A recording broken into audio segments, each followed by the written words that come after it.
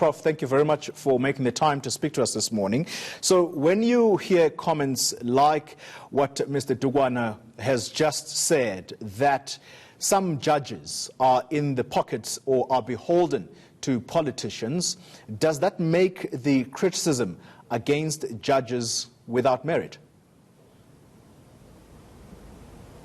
Thank you very much for that question. Let me say that the comments that you have just broadcast were made after I wrote the piece in which I took the judicial critics to task for the manner in which they criticized the judiciary. So let me, excuse me, let me be quite plain.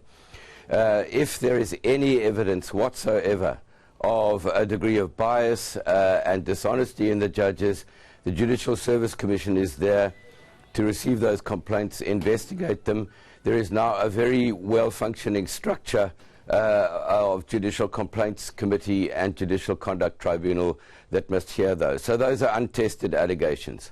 My argument is much more the intemperate criticism to which the judiciary has been subjected over the last 3 or 4 months or so. And my concern is for the damage of the institution of the judiciary. We live under a constitutional democracy. Somebody has to interpret that constitution, and we have entrusted that, as most constitutional democracies do, to the judiciary.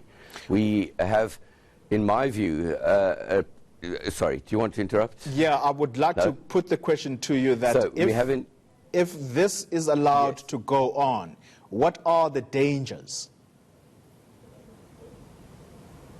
Yes, well, let me be also very clear that judges exercise public power. They operate in the public domain, and they must be accountable. But judges are accountable through mechanisms like the fact that they hear cases in open court. They must give reasoned judgments, and those judgments can be criticized by the media and taken on appeal. But what we have seen lately is personal attacks on the judges, individual judges, and the judiciary as a whole. And that is extremely disconcerting, because it's undermining the institution which up to now, particularly in the last 8 years, has really served us well in holding the other 2 branches of government to account for their power under the Constitution. And so what should politicians be doing then if there is such a danger that the judiciary its integrity may be impugned?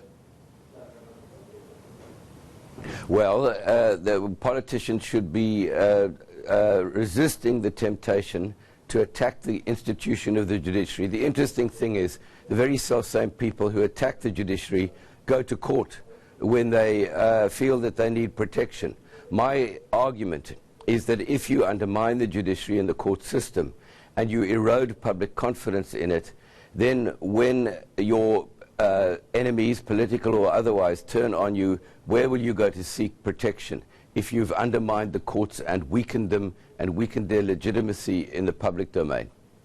All right, Professor Hugh Koda, thank you very much for those insights. He is a professor at the University of Cape Town.